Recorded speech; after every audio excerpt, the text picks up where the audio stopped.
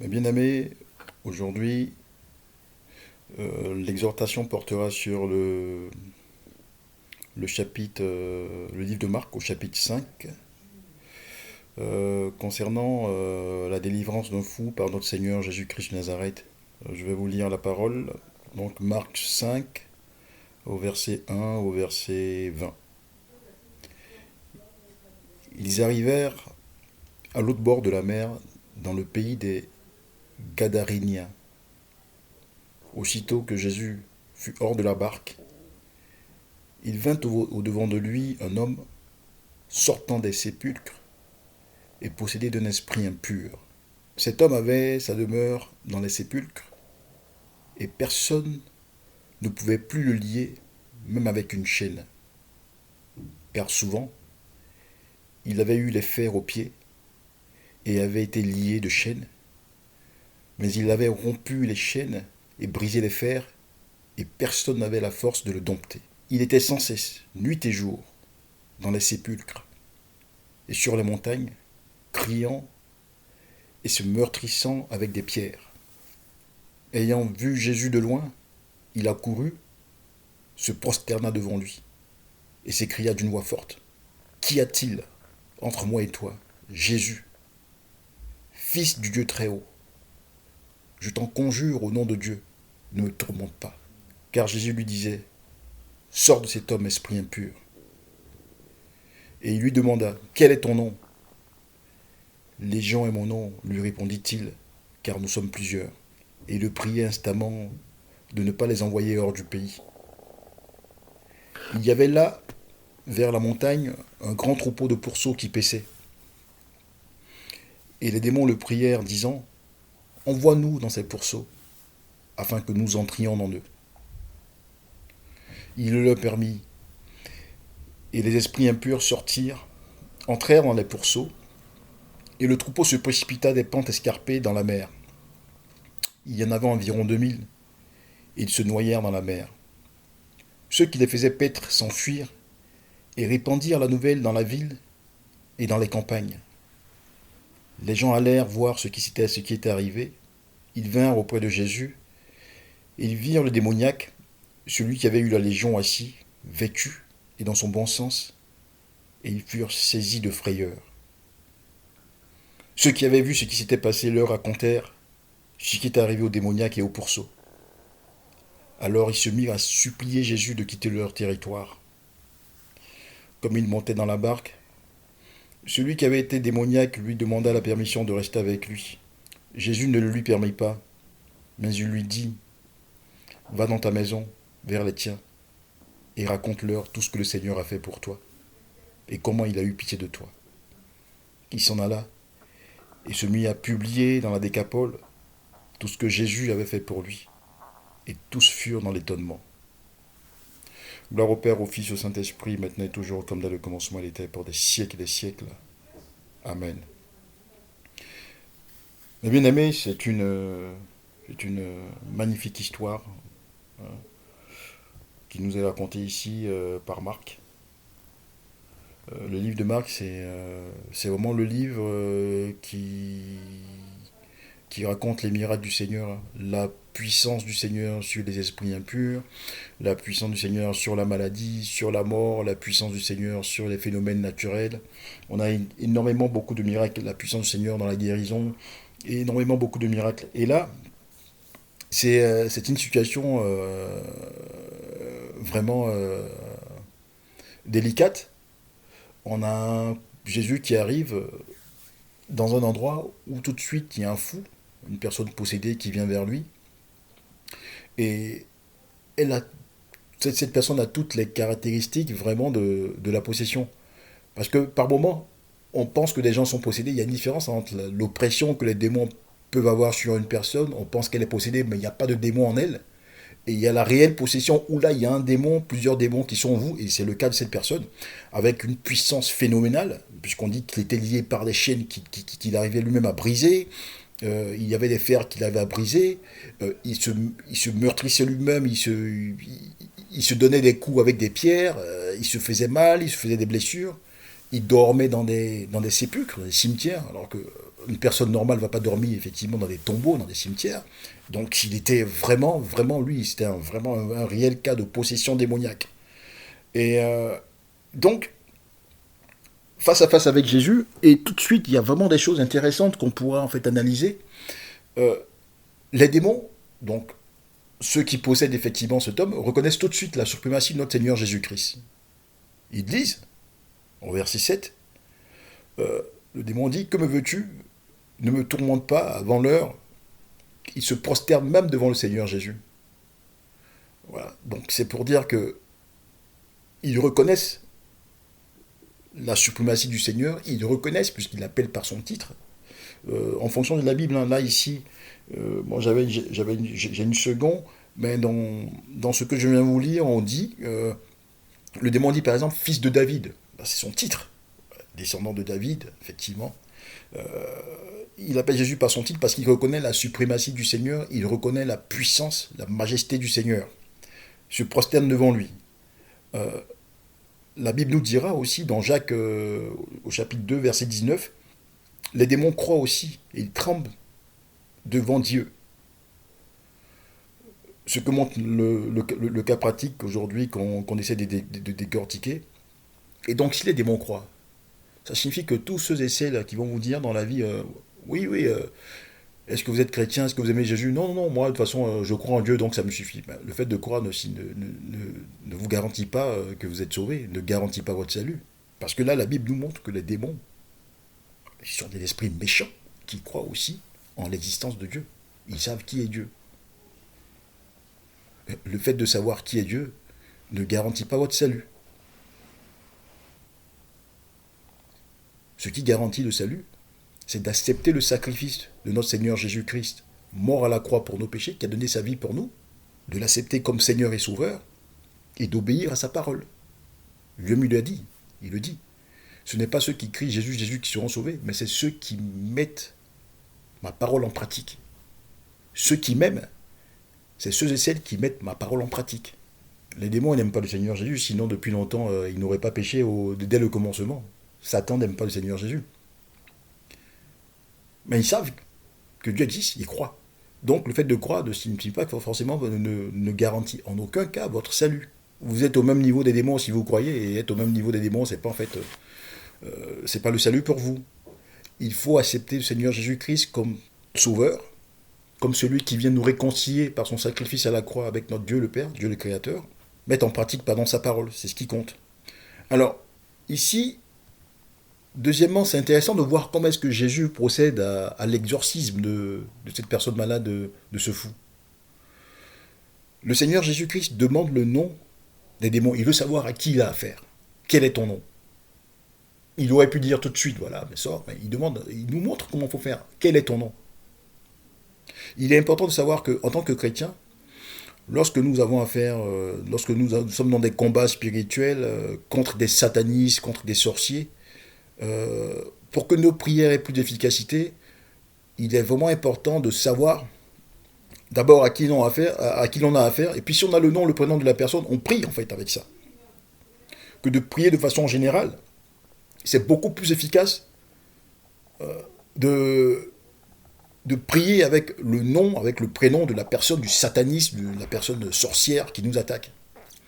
Et même s'il ne s'agit pas de sorciers, quand on aura affaire effectivement à des cas de possession, de savoir à qui l'on a affaire, si c'est un esprit des eaux, si c'est un esprit de mort, de cimetière, etc., pour plus d'efficacité. Et là, c'est avec le discernement, c'est avec l'Esprit Saint qu'on a toutes ces choses-là. Et deuxièmement, vous allez remarquer que, contrairement en fait à certains faux pasteurs qu'on a pu voir effectivement vous voyez, j'ai vu, comment vous dire, j'ai vu des vidéos sur YouTube. J'ai vu dans des vidéos YouTube où certains pasteurs faisaient venir des personnes soi-disant possédées, et ils avaient toute une discussion avec l'esprit impur, soi-disant. Des heures et des heures et des heures et des heures et des heures. Tout simplement pour faire de l'audimat, alors que c'est des personnes, je dis soi-disant parce que au final, quand vous avez un peu de discernement, vous voyez que c'est toute une mascarade, c'est tout un sketch qui est mis en place. Je ne voulais pas citer les noms, mais j'en ai vu plein au Nigeria, en Côte d'Ivoire, etc., qui parlent des heures et des heures avec la personne, alors qu'on sait que, personnellement, comme vous avez le discernement, vous savez que c'est faux. Ils font ça pour attirer des foules, et puis bon, voilà, comme d'habitude, hein, pour escroquer, pour prendre de l'argent. Là, le Seigneur Jésus lui-même, qui a l'autorité, la parole faite chair, qui est Dieu sur terre, il nous montre qu'il ne discute pas avec les démons. Contrairement aux autres qui discutent des heures et des heures, des heures et des heures. Ouais. Vous tapez hein, sur YouTube, vous allez voir plein de faux pasteurs là qui discutent des heures et des heures avec les démons. Et là, il ne discute pas avec les démons, tais-toi. Et cette autorité qu'il exerce, il ne crée pas de dialogue avec le démon, il demande effectivement son nom pour savoir en fait comment est-ce qu'il faut faire bombarder. Mais il lui dit simplement tais-toi. Et là encore, ça se remarque, hein, vous prenez le livre de Luc au chapitre Luc 4, au verset 35, où il dit au démon, tais-toi et sors de cet homme. C'était une personne, je crois, qui était lunatique ou qui avait un esprit d'épilepsie. Voilà, vous voyez. Donc, combien d'émissions de faux pasteurs, n'allez pas dans ce genre d'église, sincèrement. Ils discutent des heures et des heures avec l'esprit. Ben non, c'est pas comme ça. C'est pas comme ça que ça se passe. Le Seigneur nous montre qu'il faut être ferme. Voilà, avec autorité, il prie, l'esprit dégage. On ne va pas discuter avec lui, il ne va pas raconter sa vie, qu'est-ce qu'il a mangé en fait aujourd'hui, d'où il vient, où est-ce qu'il habite, etc. etc. Moi j'ai vu, j'étais presque gêné quand je regardais ce genre de choses, c'était des vidéos, mais tout de suite on voyait. Hein. Après, il y a eu pas mal de scandales qui avaient éclaboussé ces pasteurs, et puis aujourd'hui, bon voilà. Donc, il faut exercer l'autorité, on ne discute pas avec les démons, on, on- on peut poser la question de savoir en fait quel type d'esprit en fait c'est pour pouvoir mieux orienter la prière. On sait qu'il y a des épisodes dans la Bible par exemple où les disciples n'avaient pas pu sortir, n'avaient pas pu délivrer les personnes possédées par des démons, et puis le Seigneur Jésus leur avait dit que ce type d'esprit, c'est par le jeûne, la prière, il faut plus insister. Donc voilà, en fonction du type d'esprit, on sait tout de suite ce qu'il faut faire. Et donc c'est pour ça qu'il demande, et puis voilà, on est ferme, on ne discute pas que des bons, il n'y a pas de dialogue, etc. etc. La chose aussi étonnante, c'est que on voit que les démons font une prière au Seigneur Jésus. Oui, ils font une prière, c'est étonnant, mais ouais, ils font une prière. Ils supplient le Seigneur Jésus de ne pas les envoyer hors du pays, et ils préfèrent rester en fait dans l'endroit où ils se trouvent. Ça, c'est une information, hein. C'est une information en fait sur le fait que vous arrivez dans certaines régions, vous allez voir qu'il y a un type d'esprit impur qui existe et qui joue sur le comportement des personnes. Vous voyez, en fonction des peuples, en fonction des ethnies que vous allez fréquenter, vous allez voir que telle ethnie en fait est abonnée en fait à l'impudicité, telle autre ethnie ou communauté est abonnée en fait à l'alcool, telle autre ethnie aime l'argent. Mais tout ça en fait ce sont des entités spirituelles, des entités satanistes qui agissent euh, sur sur l'état mental, sur l'état spirituel des personnes qui y vivent. Et donc on le voit. Donc peut-être que ces démons qui donnent la folie, c'était peut-être la folie, peut-être qu'il y avait d'autres personnes folles dans le secteur, on ne sait pas, la Bible ne le dit pas. Mais le fait que ces gens de démons insistent en fait à rester dans l'endroit, signifie qu'effectivement, ils ont un impact à tous les coups sur les gens de cette région-là. La preuve, c'est qu'on va voir plus tard qu'ils vont demander en fait au Seigneur Jésus, ces personnes vont demander au Seigneur Jésus de quitter leur ville. Donc voilà. Et donc, c'est vraiment étonnant de savoir que des démons aussi prient. Ils demandent en fait, c'est une prière. Ils ont été, et puis en plus, ils ont été exaucés. Non, ne nous mets pas en fait hors du pays, ben nous dans ce troupeau-là. Ils sont exaucés. Donc, à plus forte raison, nous. Imaginez si le Seigneur Jésus-Christ en fait a exaucé les démons, donc à plus forte raison, nous, ses enfants, nous pour qui il est venu, il est mort à la croix. Nous pour qui il a donné sa vie, lui il a nos sans tâche, il a donné son sang est versé pour nos péchés. Donc à plus forte raison, nous. Est-ce que nous prions assez? Est-ce que nous faisons les bonnes prières? Il a dit, si vous-même qui êtes méchants, vous savez donner de bonnes choses à vos enfants, à combien plus forte raison mon Père qui est dans les cieux, qui vous aime tant, car Dieu t'a tant aimé le monde qu'il a donné son Fils unique, afin que quiconque croit en lui ne périsse point et ait la vie éternelle, mais ait la vie éternelle. Jean 3,16. Donc à plus forte raison, nous, ses enfants, comment est-ce qu'il ne pourra pas nous répondre si nous savons demander les bonnes choses? Seigneur, fais grandir l'amour dans mon cœur. Seigneur, éloigne-moi de tout ce que tu détestes. Apprends-moi, Seigneur, à aimer même ceux qui me détestent, même ceux qui prient tous les jours pour que j'échoue, pour que je meure. Apprends-moi, Seigneur, à les aimer. Seigneur, donne-moi le zèle de l'apôtre Paul, le zèle de Daniel, afin que j'aille évangéliser, afin que j'aille, Seigneur, exhorter mes frères et sœurs, exhorter et évangéliser ceux qui ne te connaissent pas encore. Voilà. Des démons qui prient, et donc ils sont exaucés. Mais nous aussi, à plus forte raison, nous serons beaucoup plus exaucés qu'eux. Et il supplie le Seigneur d'entrer dans un troupeau de porcs, parce que, comme le dit la parole dans 2 Pierre, 2 Pierre, au chapitre 2, je crois, le verset 4, il est dit que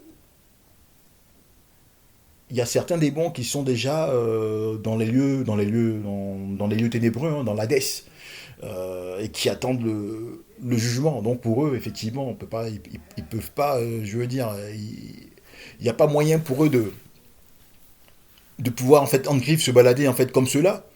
Et donc ce qui fait que s'ils supplient le Seigneur d'entrer dans un tourpeau, c'est parce qu'ils savent simplement que euh, ça aurait été pire pour eux. De toute façon, ils seront jugés, c'est fini, c'est terminé. C'est des esprits qui ont choisi dès le départ effectivement de se rebeller en fait voilà contre Dieu, donc c'est terminé. Mais en fait, en gros, il y a quand même en fait dans cette tourment des degrés. Il y en a d'autres effectivement qui sont dans l'Hadès. C'est ce que l'apôtre, c'est ce que Pierre nous dit ici. Hein. Je lis la parole de Pierre 2 au chapitre 4. Je vais vous lire ça. Alors un instant. La parole dit ceci. Car si Dieu n'a pas épargné les anges qui avaient péché, mais les a livrés et précipités dans les abîmes de ténèbres où ils sont retenus en vue du jugement. Donc vous voyez que déjà, il y a des endroits en fait encore terribles, une sorte de prison pour ces démons-là. Et donc ceux-là le supplient de ne pas y aller. Ils préfèrent être jetés effectivement en fait, dans un troupeau de porcs et ensuite dans l'eau parce qu'ils préfèrent l'eau. Et vous allez voir que les démons aiment posséder l'être humain parce qu'on sait qu'à la base, l'être humain c'est 80% d'eau. Donc c'est plus facile pour eux, ils ont une sorte de repos, on va dire, éphémère, mais voilà, que d'être dans les lieux arides ou dans l'Hadès. Et une fois que cet homme est guéri, la Bible nous dit que les gens de la région supplient le Seigneur Jésus, qui ont vu effectivement bon, les troupeaux se précipiter dans la mer. Ils sont informés par les bergers qui faisaient paître le troupeau de porc, et ils viennent à Jésus et ils lui demandent de partir. C'est vraiment étonnant parce que, en temps normal, vous avez une personne entre vous qui était vraiment malade, comme cette personne-là, dormait dans des cimetières, qui se tailladait, qui était tourmenté jour et nuit, qui était dans un état déplorable, toute nue, etc. Vous avez quelqu'un qui vient, qui guérit cette personne, qui la réconforte. Euh, la chose qui paraît très normale, c'est vraiment en fait de remercier cette personne, de savoir qui elle est, d'où elle vient, quel est son message, etc. Mais c'est tout le contraire. Il décide de chasser notre Seigneur Jésus après ce miracle, après cette guérison. Et croyez-moi que ce qu'ils ont fait aujourd'hui, ce qu'ils ont fait, je veux dire, ce jour-là, ça se voit aujourd'hui.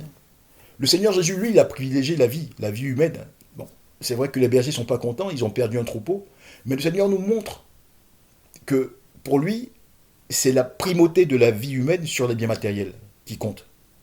Pour lui, c'est sauver une âme qui compte. Si je dois perdre une voiture, si je dois perdre une maison, et qu'en échange je sauve une âme, ben, le Seigneur, lui, n'hésite pas. Ce n'est pas le cas des hommes aujourd'hui. Hier, aujourd'hui et demain. On le voit, mes bien-aimés. On le voit partout aujourd'hui. L'argent a pris le dessus sur tout. La preuve, c'est qu'il y a des satanistes qui vont sacrifier des enfants pour pouvoir être riches, pour pouvoir avoir la gloire. Vous avez, par exemple, dans la grande distribution, on peut faire empoisonner des gens, leur donner en fait la malbouffe, une mauvaise nourriture, plein d'acides, de toxines, etc. Mais dès l'instant où on fait des bénéfices, pas de problème. Il y a un vaccin qui ne marche pas, on peut faire utiliser le vaccin sur des personnes. Ça s'est passé au Nigeria. Je tairai le nom de l'entreprise, mais qui avait été condamnée, qui avait voilà, lancé un vaccin d'expérimentation sur de pauvres enfants nigérians, avec la complicité voilà, de certains membres du gouvernement, corrompus. Voilà. Il y a des cas, il y a une pléthore de cas, je sais que vous-même vous en connaissez beaucoup. Si on veut parler de ça, de combien est-ce que on privilégie dans ce monde aujourd'hui où l'argent a pris le dessus sur tout, le matériel sur la vie humaine, il y a énormément de cas. Énormément de cas. Et c'est pas ça pour le Seigneur. Le Seigneur, c'est l'inverse. Voilà pourquoi la parole nous dit de ne pas se conformer au siècle présent, mais de laisser notre intelligence renouvelée par le Saint-Esprit. Ne pas vivre, ne pas réfléchir selon le monde. Dans ce monde d'aujourd'hui, tu marches ou tu crèves. Tu marches ou tu crèves. C'est le matériel avant tout. L'être humain, il passe en... Je ne vais même pas vous dire en quelle position il passe, mais c'est le matériel avant tout. Et ça, c'est pas le cas du Seigneur. Il a sauvé cet homme. Quitte à perdre 2000 pourceaux, même si spirituellement, on sait que le porc, il est impur. Mais voilà, quitte à perdre 2000 troupeaux, quitte à briser le commerce voilà, de quelqu'un, il a préféré sauver une âme. Parce que pour lui, il n'y a pas de biens matériels qui peuvent remplacer l'âme. Voilà ce que le Seigneur nous a montré. Et ce qui nous montre en fait comme leçon. Et pour conclure, on voit que l'homme guéri cherche des vêtements, il est habillé. C'est une question qu'on doit se poser, hein, parce que quand on voit aujourd'hui comment est-ce que les gens s'habillent, un fou que le Seigneur Jésus-Christ guérit, qui reconnaît qu'il était mieux qui s'habille, et aujourd'hui on voit des gens se balader dans la rue, des filles, des femmes, souvent même mariées, souvent même voilà, des mères de famille, hein, habillées dans des tenues subjectives pas possibles, et qui pour elles sont bien portantes, ça pose la question. Hein. Parce que la Bible nous dit qu'il y a un fou qui avait été guéri par le Seigneur Jésus, et il se rend compte que les ténus s'habillent. Là où nous sommes ici en France, par exemple, moi, il y a des endroits où des gens sont nudistes. Ils vont, ils sont tout nus. Et pour eux, ils sont bien portants. Alors que la Bible me dit que le fou, lui, il a su qu'à un moment donné, quand il était guéri, qu'il fallait qu'il s'habille. Il était vêtu. Et des gens qui se disent bien portants, qui, eux, se dénudent. Des hommes, des femmes qui s'habillent de façon subjective. Limite, on voit des personnes juste avec la jupe juste derrière les fesses. Et on se dit, mais à un moment donné, peut-être nus en même temps, quoi. Vous voyez un peu comment le monde va mal. Et c'est pour cela que nous devons prier. Nous devons en fait évangéliser autour de nous, nous devons exhorter sans juger, parce que le monde va vraiment mal. Ne nous conformons pas au siècle présent. La vie humaine, l'âme, a une importance capitale pour notre Seigneur Jésus. Et c'est pour ça qu'il est venu. C'est pour ça qu'il s'est donné à la croix pour nous. Seigneur, je te loue, je te bénis, je te rends toute ta gloire. Merci, Père éternel, de m'avoir inspiré ce message, cette exhortation. Que ce message, Seigneur, puisse inspirer toute personne qui va l'écouter. Et qu'à son tour, Seigneur, elle puisse rendre témoignage dans sa vie de ce que tu auras fait pour elle. Père éternel, que la gloire et l'adoration te soient rendues. Que nos âmes, Seigneur, l'âme de tous les saints dans ce monde, te louent et te bénissent. Seigneur, continue par ton Esprit Saint de nous inspirer. Continue par ton Esprit Saint de donner la force, Seigneur, d'agir pour toi, de porter du fruit pour toi. Quelles que soient, Seigneur, les circonstances, favorables ou défavorables. Au nom de Jésus-Christ Nazareth. Amen.